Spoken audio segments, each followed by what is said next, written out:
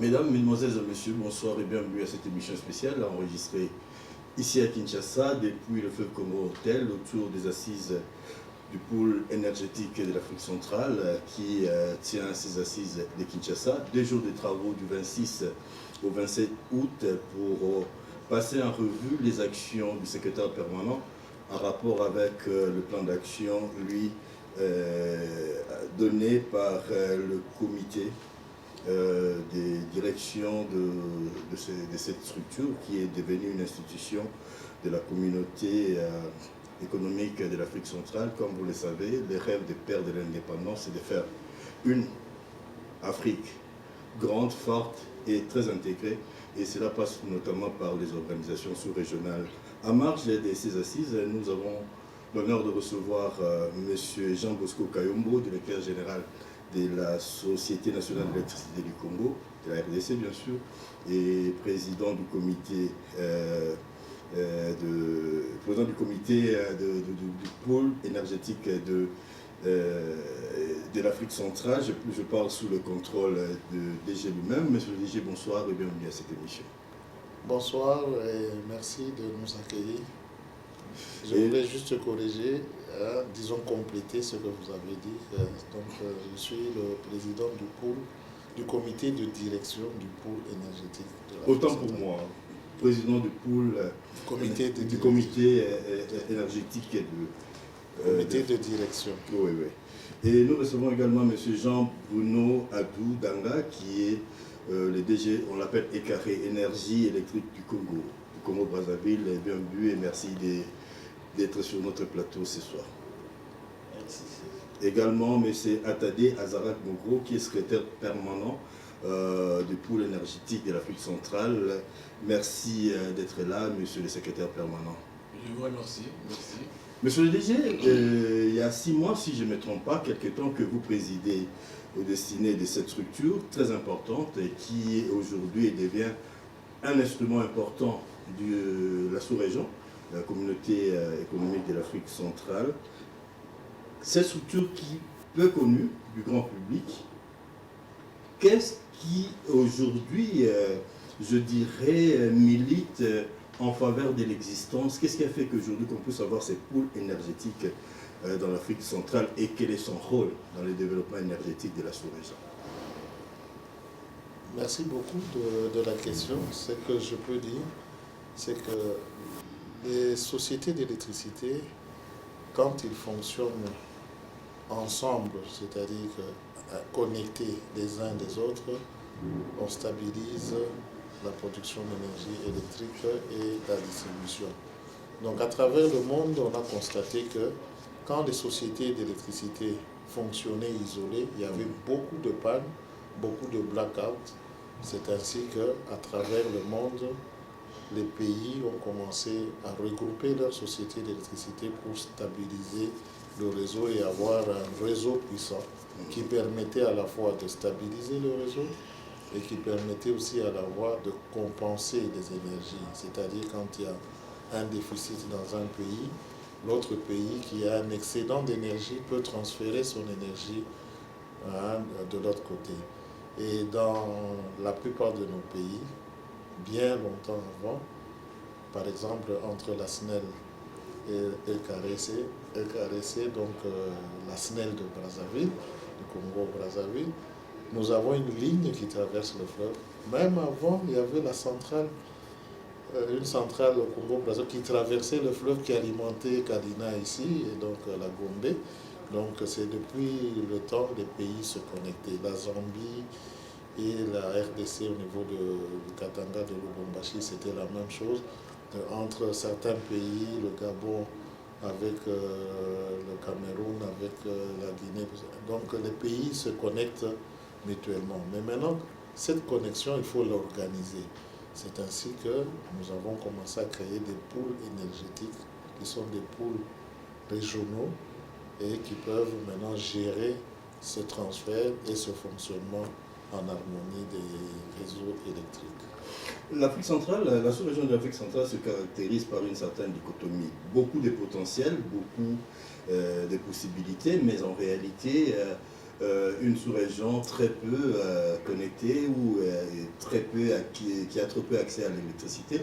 Et ça, c'est, je crois, parmi les grands défis de votre époux, de votre travail. Est-ce qu'une réflexion est menée dans ce sens-là, non seulement pour connecter, mais pour augmenter aussi la desserte dans la sous-région?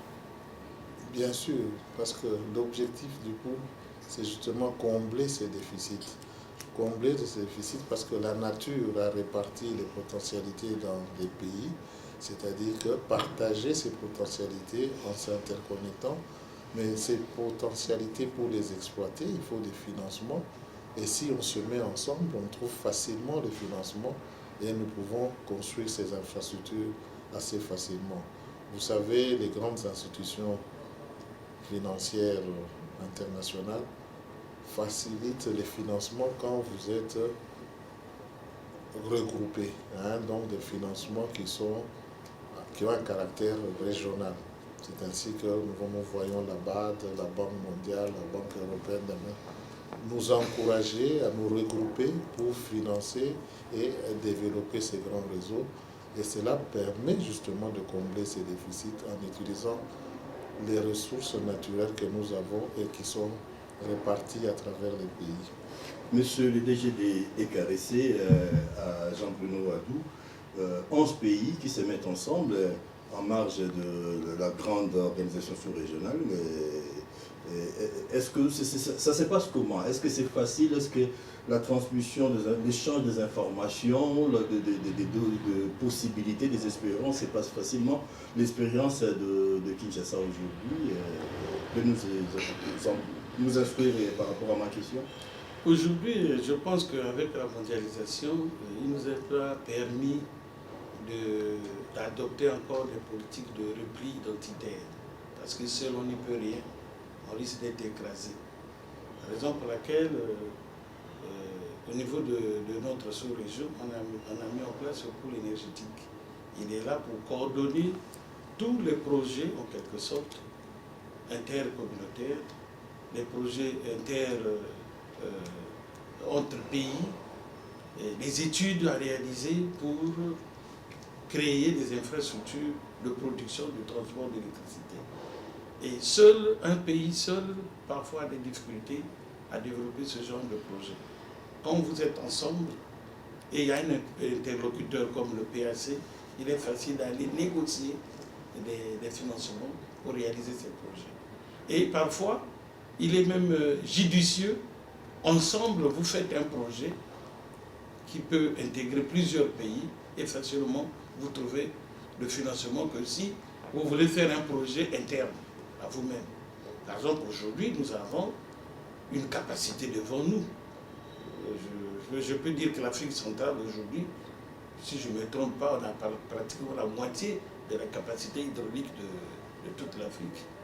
Mais on a quand même du retard en ce qui concerne l'accès à l'électricité. C'est ça la question. Bon, cette question, aujourd'hui, au niveau du pôle énergétique, nous sommes en train de regarder ce problème. Et je pense que nos chefs d'État nous ont instruits, nous qui gérons les entreprises, à faire des efforts de ce côté. En ce qui nous concerne au Congo, le nouveau projet de société de son Excellence, M. Denis Sassou Nguesso, président de la République, de l'État, il nous a été demandé d'intensifier l'électrification rurale pour permettre l'accès à l'électricité aux populations qui habitent les zones rurales. De densifier également les réseaux électriques au niveau des villes pour améliorer la desserte et en même temps permettre l'accès au plus grand nombre de nos habitants. Parce que sans l'électricité, on ne peut pas évoluer. À son temps, Lénine disait que le communisme, c'est le pouvoir des sociétés, plus l'électrification de toute la vie. Ça veut dire que pour nous, c'est le pouvoir du peuple, plus l'électrification de tout le pays. Voilà. Comment concilier l'électrification du peuple au niveau interne et au niveau rural et l'électrification au niveau sous-régional quand on sait que les investissements dans votre domaine coûtent de l'argent et souvent nos États font figure des parents pauvres? Est-ce que le pool, vous êtes crédible? Est-ce que les bailleurs sont attirés par la sous-région, par le pool, pour apporter de l'argent de manière à développer à la fois à l'interne et au niveau sous-régional l'électricité? Si vous avez un interlocuteur commun pour tous les pays, par exemple, je prends le cas du pool énergétique, nous avons des projets entre États. Par exemple, l'électricité arrive à la frontière Congo-Gabon. Du côté du Congo, il n'y a pas d'électricité. Mais nous pouvons faire un projet commun appuyé par le PAC, le pool énergétique, qui va vers la BAD, va vers d'autres, l'Union européenne, chercher des fonds pour réaliser. Et ça permet effectivement d'amener l'électricité en zone rurale, parce qu'il s'agit des frontières. Donc ça doit être la zone rurale. Donc il y a ces opportunités-là qui sont à nous de les saisir. Seul, on n'y peut rien. Ensemble, on peut arriver à des résultats probants. Monsieur Attadé Azarak, vous êtes le secrétaire permanent du pool. Il a été question aujourd'hui de rendre compte des activités de cette structure depuis 6 mois, depuis 6 mois que vous êtes là. Exactement, les assises de Kinshasa ont porté sur quoi? Merci. Permettez-moi d'abord de vous parler du PAC, puisque vous l'avez si bien dit, le pool énergétique de l'Afrique centrale, créé depuis 2003, exactement le 12 avril 2003. Aujourd'hui, c'est un enfant qui a 18 ans et très peu connu dans notre sous-région. La création du pool énergétique de l'Afrique centrale est une émanation des gouvernements. C'est ainsi que, par accord cadre intergouvernemental, le PAC a été créé, entériné par un accord intersociété. Sa mission essentielle, c'est valoriser le potentiel hydroélectrique de plus de 58% que regorge notre sous-région pour que l'électrification puisse atteindre la population au fin de village. Nous avons à notre niveau 2 types de projets depuis la création du PAC. Aujourd'hui, 40 projets qui sont dans notre portefeuille. Il y a donc 27 projets que nous appelons des projets intégrateurs prioritaires qui regroupent souvent 2, 3, 4 pays. Et puis des projets que nous appelons projets du programme d'électrification transfrontalière qui sont effectivement des projets d'électrification rurale, puisque le DG l'a dit tout à l'heure, c'est l'électrification d'une localité dans un pays B à partir de l'électricité dans un pays A.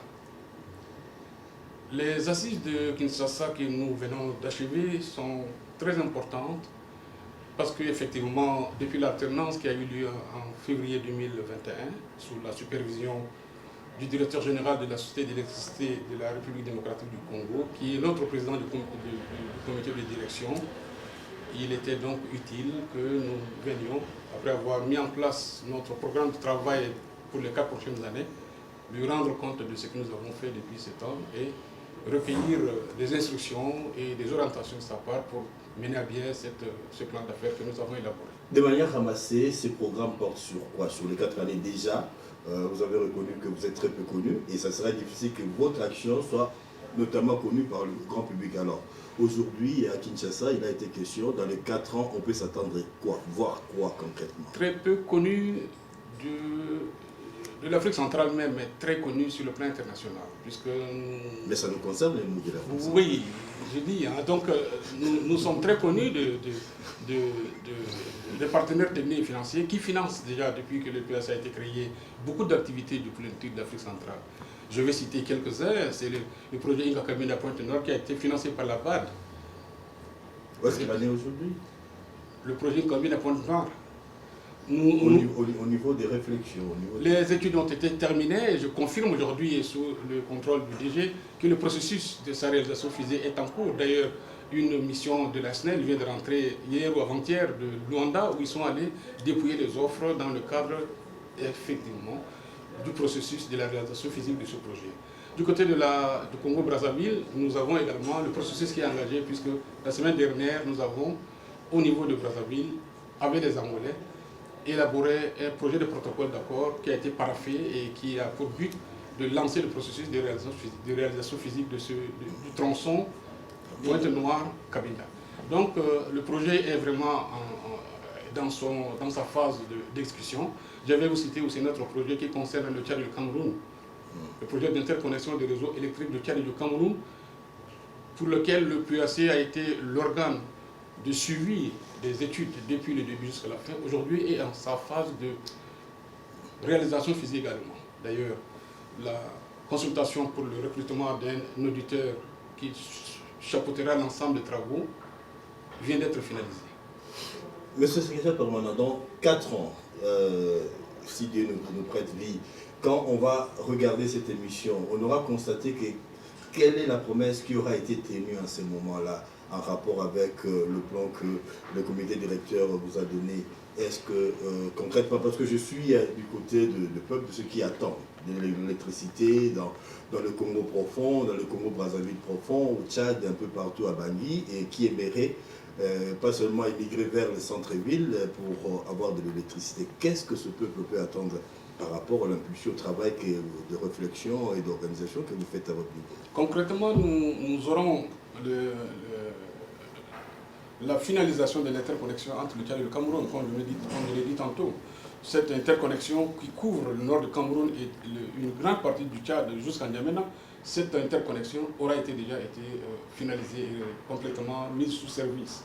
Ce qui est important pour nous, et parlant également de Inga Kabinda Pointe-Noire, nous pensons qu'à cette date, ce projet également sera finalisé. Et puis bien d'autres projets. Il n'y a pas que de projets intégrateurs prioritaires qui ont fait l'objet des études, mais il y a beaucoup de projets d'éducation transfrontalière qui ont également été réalisés au niveau du portefeuille du PAC. Monsieur le Président du comité directeur, comment est organisée cette structure en rapport avec les pays? Quelles sont les structures importantes aujourd'hui au niveau de la communauté économique de l'Afrique centrale? Vous prenez de l'ampleur, donc vous êtes un organe consulté notamment par le chef de l'État, je le dis sous votre propre contrôle. Et comment s'organise cette structure au niveau du travail, au niveau même des cotisations, s'il y en a, au niveau des bailleurs? Comment le travail se passe? Merci beaucoup pour la question. Ce que vous devez savoir, le PAC est une structure qui est dans le CEAC, donc qui est dans la communauté économique de l'Afrique centrale. Et cette structure, c'est une structure des chefs d'État des pays membres de la CEAC et qui, dans ses membrements, se retrouve avec la conférence des ministres pour les aspects énergétiques, et en dessous on trouve les sociétés d'électricité des pays membres du CAC qui se sont aussi regroupés dans le pool énergétique de l'Afrique centrale. Donc le pool énergétique, c'est comme un marché de l'électricité qu'on est en train de mettre en place, qui est à la fois techniquement, qui sera en finalité techniquement constitué d'un réseau unique de l'Afrique centrale, et économiquement sur le plan marché, sur le plan distribution, qui s'organisera pour des échanges d'énergie comme dans un marché. Ici, ça sera un marché d'électricité. Donc, les sociétés membres donc, sont structurées. Il y a le comité de direction et il y a des sous-comités d'exploitation, sous-comités de planification, il y a un sous-comité d'environnement, il y a une structure qui est en train d'être mise en place qui s'occupera de la régulation, parce que quand il y a plusieurs sociétés qui travaillent ensemble, il faut un régulateur, et il y a des groupes de travail en fonction des spécificités de matière que nous avons à faire. Donc, pour cela, pour que nous puissions fonctionner, déjà la CAC avait mis en place des structures pour la constitution des budgets de fonctionnement que nous sommes en train de suivre, et qu'il y a des cotisations donc des sociétés membres, il y a des dons des institutions internationales qui appuient le fonctionnement du pool. Il y a aussi la contribution des États membres pour le fonctionnement du pool. Donc c'est toute une structure bien organisée avec des statuts, des règles et tout est mis en place. Et c'est pour cela qu'il y a un secrétaire permanent qui est en charge du fonctionnement quotidien de ce pôle énergétique de l'Afrique centrale qui a ses bureaux basés à Brazzaville et qui a sa structure de fonctionnement interne pour le bon fonctionnement de ce pôle. Êtes-vous satisfait du travail des assises de Kinshasa? Parce qu'on a jeté les regards depuis 6 mois et puis une prospection vers 2023. Est-ce que vous êtes satisfait de tout ce qui s'est passé ici à Kinshasa, surtout du contenu, de l'état des lieux réalisés, des projections faites jusqu'en 2024? C'est comme le secrétaire permanent venait de le dire, il y a eu changement de secrétaire permanent. Donc il y a 6 mois, nous avons organisé un recrutement de secrétaire permanent. Les pays membres ont soumissionné des candidats et nous avons organisé ce recrutement qui aboutit par la nomination du secrétaire permanent actuel. Il a fait la remise et reprise que nous avons supervisée il y a 6 mois exactement à Brazzaville. Et maintenant, le nouveau secrétaire permanent, après avoir fait l'état des lieux, devait venir nous présenter maintenant un business plan, un plan d'affaires pour comment il va faire son mandat. Et les assises de Kinshasa nous ont permis d'examiner ce plan, d'entrer dedans, de voir quelques réajustements que nous pouvons faire et de l'approuver provisoirement avant que le comité de direction qui sera composé de tous les directeurs généraux des entreprises membres pourra l'approuver formellement. C'est un travail bien élaboré parce que ce que je peux ajouter de secrétaire permanent, c'est un enfant maison du pôle, comme on dit souvent. La grande légicienne.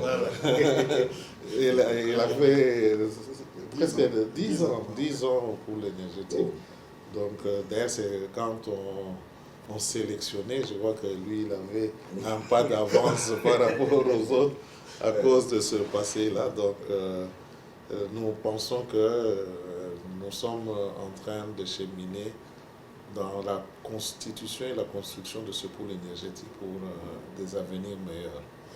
Monsieur le DG Jean-Bruno Adou, Brazzaville, le gens pour le savoir, capitale sous-régionale de l'électricité. Quel honneur pour nous, parce que c'est presque la même ville ici, 15 minutes nous sommes de l'autre côté. Mais êtes-vous aussi conscient des attentes, je pose la question comme membre du PAC, des challenges qui vous attendent? Est-ce que ça vous laisse le temps de dormir la nuit? Et qu'est-ce que vous pouvez dire quelque chose pour rassurer? Là, vous ne parlez pas aux Congolais de Brazzaville, mais vous parlez à 11 pays de l'Afrique centrale. Oui, mais c'est que nous sommes conscients de la tâche et du retard que nous avons. Ne croyez pas que quand on est directeur général d'une société d'électricité en Afrique centrale, on a le sommeil comme les autres. Non. À n'importe quel moment de la journée, de la nuit, on est interpellé par notre exploitation. Donc on a la conscience que la tâche est difficile, exaltante, mais ce n'est pas impossible. Donc on peut toujours faire des efforts, plus que ce que nous faisons maintenant là, pour améliorer les choses. Donc ce n'est pas, comme je disais, une affaire d'une seule personne. C'est l'ensemble des équipes que nous mettons en place. C'est le partage que nous faisons aussi avec les sociétés sœurs. De temps en temps, nous nous retrouvons avec les amis de la SNEL pour faire le point. Parfois, nous avons quelques difficultés. On se retrouve en technicien, on discute. Parce qu'il y en a aussi qui ont plus d'expérience que les autres dans tel ou tel domaine. L'électricité, c'est vaste. Ça peut être comme ici, jusqu'à là où vous êtes, mais parfois on connaît que jusque-là. Et l'autre partie, vous ignorez. Donc, les échanges, les contacts, les réunions techniques nous permettent quand même d'apprendre auprès des autres certaines choses que nous n'arrivons pas parfois à faire chez nous. Et je pense que nous avons pris conscience du retard que nous avons, parce qu'il suffit seulement, même ici ou de l'autre côté de chez nous, de prendre la population, le nombre de la population. Vous prenez à peu près le nombre de personnes par ménage, donc par famille en quelque sorte, 10 ou 8, quand vous divisez par la population, et vous voyez dans notre fichier les clients, c'est clair qu'on a beaucoup de retard. Donc l'accès à l'électricité, on a encore un pourcentage encore très faible. Donc nous sommes en train de ça à la télé. Je ne concentre pas en ce qui nous concerne les efforts qu'à Brazzaville ou Pointe-Noire. Nous essayons un peu de satisfaire les 4 points du pays, c'est-à-dire le nord, le sud, l'est et l'ouest. On essaie même en zone rurale d'apporter l'électricité parce que ça fait partie du projet de société de notre président.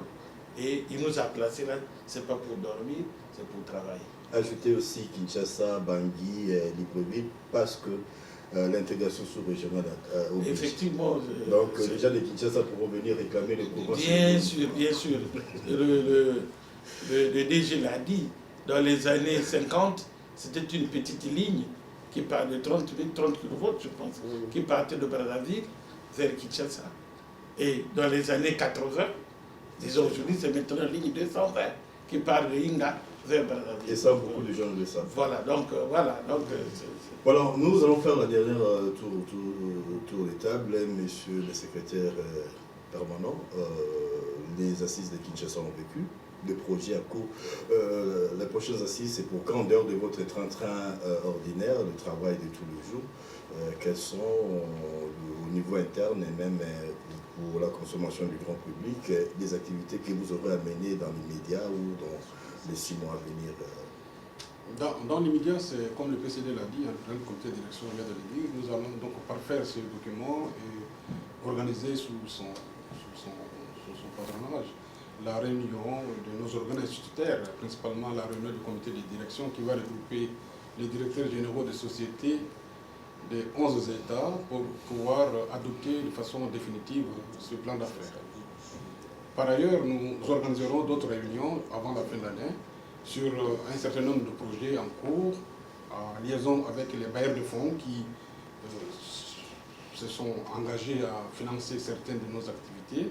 On va donc se réunir encore une fois avec le comité de direction, voire même le conseil de ministre du PAC, pour valider définitivement la feuille de route qui tracerait les différentes étapes de réalisation de ces différents projets qui sont pour nous très très importants.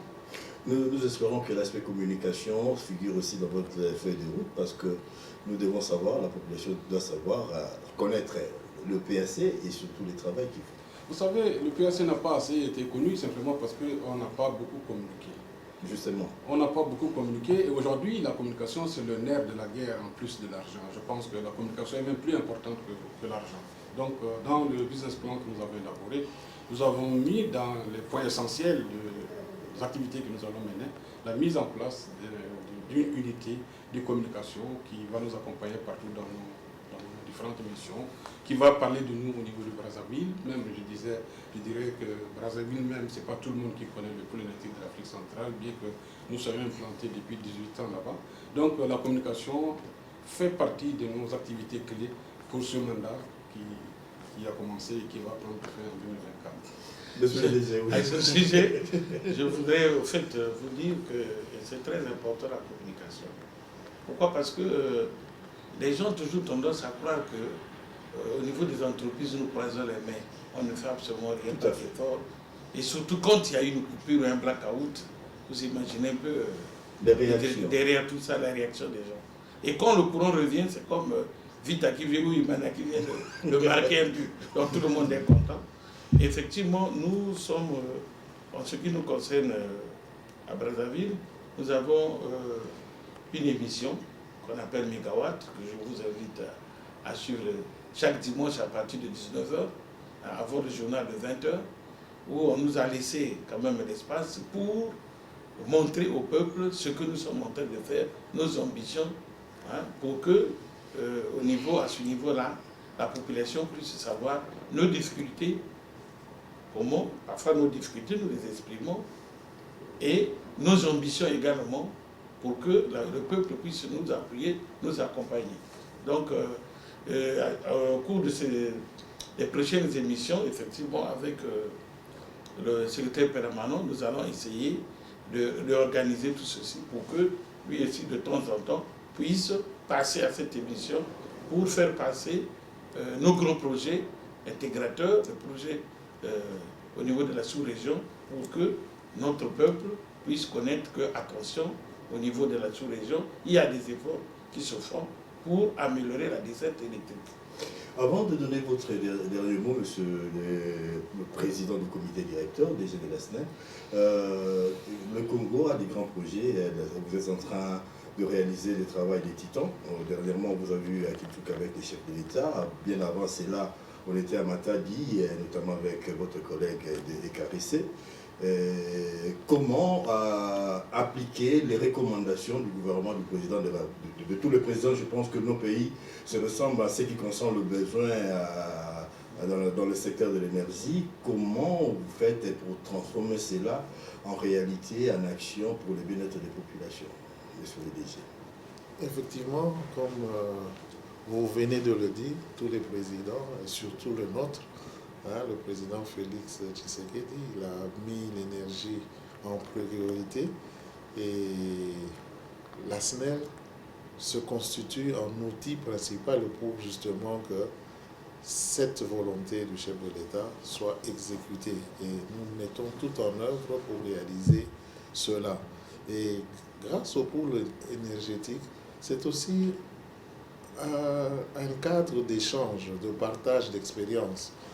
Justement, nous voyons ce que les autres font aussi pour vraiment étendre l'électrification, pour que nous puissions ensemble, parce que tous les chefs de l'État ont exprimé leur volonté au niveau du CIAC de mettre en place ce pool énergétique de façon à renforcer l'électrification, à accélérer le retard que nous avons connu par rapport aux autres pools qui existent dans d'autres régions. Et je crois que cette volonté est vraiment exprimée à travers toutes les actions que nous menons au niveau de la SNEL, particulièrement pour la RDC. Et vous voyez comment nous nous débattons pour résoudre ce problème. Parce qu'au niveau de la RDC, nous sommes aussi un peu en retard. En retard dû à quoi? Le développement du pays, le développement de la ville au point de vue infrastructure s'est fait d'une manière tellement rapide. Vous voyez comment les immeubles poussent à Kinshasa. Ces immeubles, quand on les construisait en remplacement des maisonnettes qui étaient là, on n'avait pas associé la SNEL. Donc la SNEL est venue, après, c'est quand les gens commençaient à avoir des difficultés, les transforts, les câbles n'étaient plus capables de transmettre l'électricité dans ces immeubles, que la SNEL a été mise en place et nous faisons une course pour rattraper ce retard. Et c'est toutes ces actions que vous voyez, et c'est une des actions que vous avez vues dernièrement.